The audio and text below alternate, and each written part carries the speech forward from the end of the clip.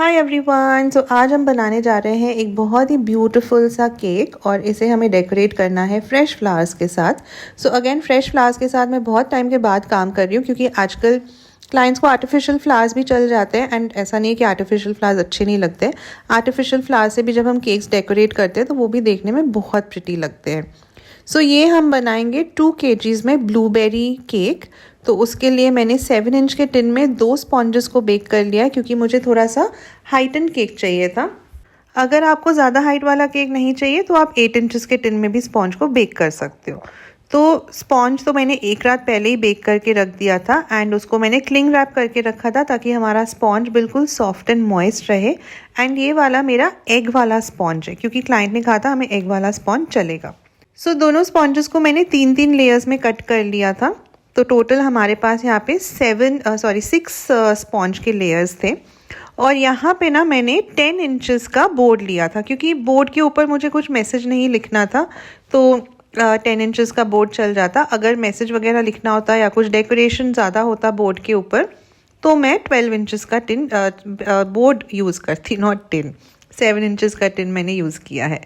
सो यहाँ पे first layer लगाने के बाद मैंने सोकिंग किया है। सोकिंग के लिए मैंने ब्लूबेरी क्रश एंड पानी को थोड़ा मिक्स कर लिया है एंड उसी से मैंने सोकिंग किया है क्योंकि मैं स्पॉन्ज में कोई भी एसेंस यूज़ नहीं करती हूँ एक्सेप्ट फॉर वेनिला एसेंस।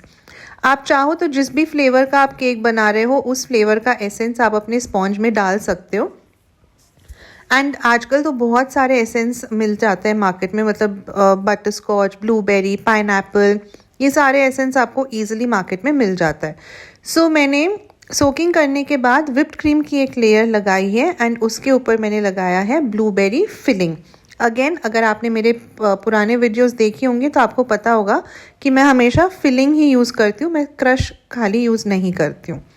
सो इसी तरह से मैंने लेयर्स को 1 बाय 1 बिल्ड कर लिया। एंड टॉल केक्स बनाते वक्त आपको खास ध्यान देना होता है कि आपका जो केक है ना वो बिल्कुल स्ट्रेट बनना चाहिए। अगर आपको 3-4 लेयर्स लगाने के बाद लगे कि आपका केक जो है वो थोड़ा सा टिल्ट हो रहा है, कहीं से टेढ़ा हो रहा है, तो जिस साइड से वो टिल्ट हो रहा है उसी साइड से पैलेट नाइफ से आप उसको हल्का सा पुश करके अपने केक को स्ट्रेट कर लो क्योंकि अगर आपका केक स्ट्रेट नहीं बनेगा तो ऑब्वियसली वो देखने में अच्छा नहीं लगेगा। नाउ पता नहीं आप लोग के साथ होता है कि नहीं, बट मेरे साथ तो हमेशा ये होता है कि जब भी कोई हस्बैंड अपनी वाइफ के बर्थडे के लिए केक ऑर्डर करते हैं ना तो बहुत टाइम लग जाता है उनके साथ डिस्कशन में क्योंकि वो आई डोंट नो, वो कंफ्यूज रहते हैं या फिर उनको डर लगता है कि मैं सही चीज़ तो ऑर्डर कर रहा हूँ ना, क्या पता मेरी वाइफ को अगर पसंद नहीं आए तो। सो आई डोंट नो उनके माइंड में क्या चलता है, बट एटलीस्ट मेरे साथ तो हमेशा यही होता है कि जब भी कोई हस्बैंड कहते हैं कि मेरी वाइफ का बर्थडे है उसके लिए मुझे केक चाहिए, तो सबसे पहले मैं उनसे ये पूछती हूँ कि उनको पसंद क्या है, कि शॉपिंग, मेकअप, रीडिंग, जो भी। तो इस बार भी क्लाइंट ने कहा कि उसे मेकअप पसंद है और उन्होंने मेरे साथ एक रेफरेंस फ़ोटो शेयर किया था जिसमें फॉन्डेंट से सारा वो मेकअप का सामान एंड एक छोटा सा हैंड बैग ये सब बना हुआ था। और ऑनेस्टली मुझे वो डिज़ाइन कुछ खास पसंद नहीं आया, तो मैंने अपने तरफ से सेम उसी तरह का एक दो डिज़ाइंस क्लाइंट के साथ शेयर किया। उसमें भी सेम ऐसे मेकअप की चीज़ें वगैरह बनी हुई थी। तो मैंने उनसे पूछा कि क्या ऐसा कुछ चलेगा, तो उन्होंने कहा कि नहीं, ऐसा तो नहीं चाहिए। और उन्होंने ये भी कहा कि मुझे फॉन्डेंट नहीं चाहिए। तो मैंने कहा कि आपने जो रेफरेंस भेजा है उसमें तो खैर फॉन्डेंट है। तो उन्होंने कहा नहीं नहीं, फॉन्डेंट मुझे नहीं चाहिए। फिर उन्होंने एक और रेफरेंस फ़ोटो शेयर किया जिसमें ये जो मैं आज केक बना रही हूँ ना वही केक का फ़ोटो था और उस पर फ्लावर्स वगैरह लगे हुए थे। तो उन्होंने पूछा कि क्या ऐसा बन जाएगा। मैंने कहा बन तो जाएगा, लेकिन मुझे याद है कि पिछले साल मैंने उनके वाइफ के बर्थडे के लिए केक बनाया था और उस पर मैंने ना सेम ऐसे ही फ्लोरल डेकोरेशन किया था। तो मैंने कहा कि पिछले साल भी तो सिमिलर केक ही हमने बनाया था ना, मतलब फ्लावर्स वाला डेकोरेशन था कि। तो आई वॉज जस्ट आस्किंग कि आर यू श्योर कि आपको इस बार भी फ्लोरल डेकोरेशन ही चाहिए कि कुछ और हम सोच सकते हैं। तो उन्होंने कहा नहीं नहीं, उसे फ्लावर्स बहुत पसंद है, रोजेस बहुत पसंद है, रेड एंड पिंक रोजेस, तो हम इसी को फाइनल करते हैं। तो मैंने कहा ठीक है, ऑब्वियसली आपकी वाइफ का बर्थडे है तो आपको बेटर पता होगा, बट एनीवेज। सो ये सारा डिस्कशन करने के बाद उन्होंने डिज़ाइन फाइनल किया और केक का वेट उन्होंने पहले ही मुझे बोल दिया था कि 2 kgs का केक चाहिए, बिकॉज़ अराउंड 25-30 गेस्ट थे उनके। और फ्लेवर वाइज मैंने उनसे मतलब उन्हें ऑप्शंस दिया कि जो जो फ्लेवर्स बना सकती हूँ मैं, और उसमें से उन्होंने ब्लूबेरी सिलेक्ट किया। सो बस फिर मैं केक की तैयारी में लग गई।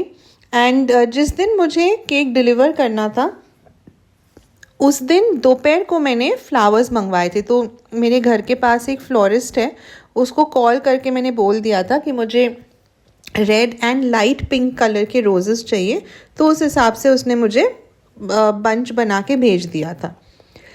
सो यहाँ पे पूरे केक को अच्छे से क्रम कोट करने के बाद मैंने उसको फ्रिज में रख दिया था सेट होने के लिए, एंड उसके बाद हम इसकी फाइनल फ्रॉस्टिंग करेंगे। सो फाइनल फ्रॉस्टिंग के लिए यहाँ पे मैंने पिंक कलर का क्रीम बनाया, बहुत ही लाइट पिंक कलर का क्रीम मैंने बनाया था। एंड इत्तेफाक से उस दिन ही मैंने वो हार्ट शेप का केक भी बनाया था जो मैंने लास्ट शेयर किया था आप लोग के साथ। तो दोनों केक्स उस दिन मेरे पिंक कलर के ही थे। सो पाइपिंग बैग में क्रीम फिल करके यहाँ पे अच्छे से मैंने केक के ऊपर अप्लाई किया, और उसके बाद पैलेट नाइफ एंड स्क्रैपर की मदद से इसको मैंने प्रॉपरली स्मूथ फिनिशिंग दे दिया, क्योंकि केक का जो सरफेस है वो मुझे बिल्कुल प्लेन रखना था। एंड ऑल्सो इसके ऊपर मुझे वाइट चॉकलेट ड्रिपिंग करना था। तो ड्रिपिंग के लिए बहुत इंपॉर्टेंट है कि आपका जो केक के एजेस है ना वो बिल्कुल शार्प होने चाहिए, वरना आपका जो ड्रिप है, चाहे आप डार्क चॉकलेट गनाश यूज़ कर रहे हो या वाइट चॉकलेट गनाश, अगर आपका केक का टॉप प्रॉपरली आप उसे फिनिशिंग नहीं दोगे और थोड़ा अनइवन सर्फेसेस रहेंगे, उबर खाबर रहेगा ना, तो आपके जो ड्रिप्स है वो प्रॉपरली नहीं आएंगे। हो सकता है वो अटक जाए या ड्रिप नहीं हो प्रॉपरली, ठीक है। सो इस बात का आपको ध्यान देना है। सो यहाँ पे मैंने एक सेंटर डावल प्लेस किया था केक में। एज इट इज़ केक दूर तो जाने वाला था नहीं, जस्ट मेरे बगल वाले बिल्डिंग में ही जा रहा था। But apart from that also इसमें मुझे फ्लावर्स इंसर्ट करने थे, तो फ्लावर्स के जो स्टेम्स है ना वो भी एज अ सपोर्ट काम करते केक के ऊपर। तो इसीलिए मैंने सिर्फ एक ही सेंटर डावल लगाया था केक में, एंड फिर मैंने इसको प्रॉपरली अच्छे से फिनिशिंग दे दिया। नेक्स्ट यहाँ पे मुझे वाइट चॉकलेट से ड्रिप्स बनाना था। तो यहाँ पे मैंने 2:1 रेशियो का गनाश बनाया था। सिंपली अगर आप 100 ग्राम वाइट चॉकलेट ले रहे हो तो उसमें आपको 50 ग्राम फ्रेश क्रीम डालना है, अच्छे से उसे वार्म करके मिक्स करना है जब तक कि जो पूरा चॉकलेट है वो मिक्स नहीं हो जाता अच्छे से, मतलब मेल्ट नहीं हो जाता। सो यहाँ पे पाइपिंग बैग की मदद से मैं ड्रिप्स बना रही हूँ। और यहाँ पे आप चाहो तो जो आपका केक है ना उसको आप थोड़ी देर के लिए फ्रिज में रख के चिल कर सकते हो, उसके बाद आप ड्रिप्स बना सकते हो, या फिर आप डायरेक्टली ऐसे ही ड्रिप्स बना सकते हो। बट इतना ध्यान रखना कि जब टॉप में आप गनाश को स्प्रेड करोगे ना, चाहे जो भी गनाश आप यूज़ कर रहे हो, वो आपको बहुत ही हल्के हाथों से करना है, क्योंकि इस टाइम पे आपका क्रीम जो है वो सॉफ्ट रहेगा अगर आपने उसे फ्रिज में सेट नहीं किया है तो अगर ज़रा सा भी पैलेट नाइफ आपने थोड़ा फोर्स के साथ अप्लाई किया ना तो क्या होगा, पैलेट नाइफ क्रीम के अंदर घुस जाएगा एंड आपका जो डिज़ाइन है वो ख़राब हो जाएगा, ठीक है। सो यहाँ पे बस इतना करने के बाद मैंने केक को वापस फ्रिज में रख दिया। अब नेक्स्ट हमें इसके ऊपर सारे फ्लावर्स वगैरह लगाना है और इसका फाइनल डेकोरेशन करना है। सो केक मुझे अराउंड 8 बजे डिलीवर करना था क्लाइंट को, एंड यहाँ पे अराउंड शाम के 6:30 बजे मैं फ्लावर्स को प्रिपेयर कर रही हूँ केक पे लगाने के लिए। तो जब फ्लावर्स आए थे ना मेरे पास, मैंने उनको इस तरह से वाज में पानी भर के उसमें रख दिया था ताकि हमारे फ्लावर्स जो है वो बिल्कुल फ्रेश रहे। और मैंने वो फ्लोरिस्ट को कहा भी था कि जब आप मुझे फूल भेजोगे ना तो वो पत्तों के साथ भेजना, बिकॉज कुछ कुछ पत्ते मुझे यूज़ करने थे, अदरवाइज़ आप चाहो तो वो पूरा क्लीन करके भी देते हैं लंबे स्टेम के साथ। सो सबसे पहली बात, जब भी आप फ्लावर्स को यूज़ करोगे, आपको अगर रोजेज़ यूज़ कर रहे हो तो उसके सारे कांटे निकाल लेने हैं एंड उसके सारे पत्ते निकाल लेने हैं। तो बेसिकली रोज़ का बड होगा एंड उसका स्टेम होगा। नाउ मैंने बहुत बार लोगों को कहते हुए सुना है कि हमने फ्लावर्स को अच्छे से वॉश कर लिया है, पानी से धो लिया है, एंड वो डायरेक्टली स्टेम को कट करके केक में इंसर्ट कर देते हैं। ये गलती आपको बिल्कुल भी नहीं करनी है। चाहे आप फ्लावर्स को कितने अच्छे से भी वॉश करो, साबुन वाले पानी से भी वॉश कर लो, फिर भी फ्रेश फ्लावर्स को केक में इंसर्ट करते वक्त या किसी भी एडिबल चीज़ में इंसर्ट करते वक्त आपको उसके स्टेम्स को प्रॉपरली कवर करना है। आप या तो स्टेम्स को क्लिंग रैप से कवर कर दो या एल्युमिनियम फॉयल से कवर कर दो, या फिर जो फ्लोरल टेप आता है आप उससे भी कवर कर सकते हो। बेसिकली जो स्टेम का एंड पार्ट है ना, जहाँ पे आप कट करते हो उसे, वो पार्ट एक्सपोज नहीं रहना चाहिए, क्योंकि स्टेम कट करने के बाद जो स्टेम से जूसेस वगैरह निकलते हैं ना, वो हार्मफुल हो सकते हैं हमारे कंजम्पशन के लिए। तो इसीलिए ये पॉइंट बहुत इम्पॉर्टेंट है कि स्टेम्स को आपको प्रॉपरली कवर करके उसके बाद ही उसे आपको केक के अंदर इंसर्ट करना है। अब यहाँ पे मैं क्या कर रही हूँ, जो रोजेस थे ना मेरे पास, वो बहुत ज़्यादा खिले हुए नहीं थे और मुझे उनको ज़्यादा खिलाना भी नहीं था, मुझे ऐसा ही थोड़ा सा क्लोज बड लुक चाहिए था। तो मैं क्या कर रही हूँ, जस्ट फ्लावर्स को ऐसे उल्टा करके ना दोनों हाथों के बीच में उसे रब कर रही हूँ, ताकि जो फ्लावर्स है वो नेचुरली खुल जाए। आप चाहो तो पेटल्स को हाथों से भी खोल सकते हो, उसे बड़ा बना सकते हो, बट मुझे वैसा नहीं चाहिए था। मुझे ना एक बुके काइंड ऑफ ऐसा लुक चाहिए था। सो ये करने के बाद अब मैंने यहाँ पे एल्युमिनियम फॉयल ले लिया है और उससे मैं सारे स्टेम्स को इस तरह से रैप कर रही हूँ। ठीक है, सो ये चीज़ अगेन मैं बता रही हूँ बहुत इंपॉर्टेंट है, बिना रैप किए आप कभी भी फ्लावर्स को डायरेक्टली अपने केक्स में इंसर्ट मत करना। ठीक है, सो इस तरह से मैंने सारे फ्लावर्स को प्रिपेयर कर लिया था। अब केक को फाइनल सजाने के लिए यहाँ पे सबसे पहले नीचे की तरफ ना मैंने वो वाइट स्प्रिंकल्स लगा दिए, जो हमारे बिल्कुल छोटे वाले वाइट शुगर पर्ल्स आते हैं, वो लगा दिया।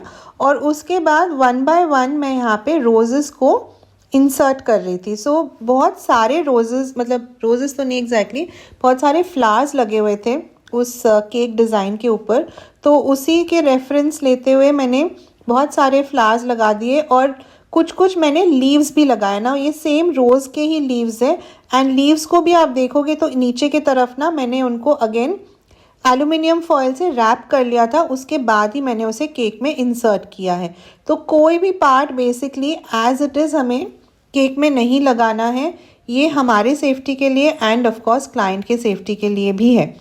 सो उसके बाद कुछ मैक्रोन्स भी लगाने थे मुझे, और ये जो मैक्रोन शेल्स है ना, ये मैंने घर पे नहीं बनाया, कोई है जो मैक्रोन शेल्स सिर्फ सेल करती है, मैंने उनसे मैक्रोन शेल्स ख़रीद के रखे थे, तो वही मैक्रोन्स मैंने यहाँ पे यूज़ किया है। फिर क्लाइंट ने कहा था कि 41 का कैंडल लगाने के लिए, वो जो मेरे पास था नहीं, तो मैंने उनके साथ ये शेयर किया था जो एक्रिलिक का 41 नंबर आता है, वो मैंने उनसे कहा कि मैं ये ऐड कर दूंगी, he was okay with it. उसके बाद एक हैप्पी बर्थडे का टैग भी मैंने लगा दिया, और टैग के नीचे मैंने वो लंबा वाला स्क्यूअर लगाया है, क्योंकि हमारा जो टैग है ऑब्वियसली उसका जो डंडा है वो इतना लंबा नहीं होता है, so just to make it stand out वो मैंने पीछे लगा दिया था। और ये हमारा केक जो है वो बिल्कुल रेडी है। सो प्लीज़ बताइएगा केक आप लोग को कैसा लगा, एंड आज के वीडियो में दिए गए टिप्स आपको हेल्पफुल लगे तो कमेंट्स में ज़रूर बताइएगा।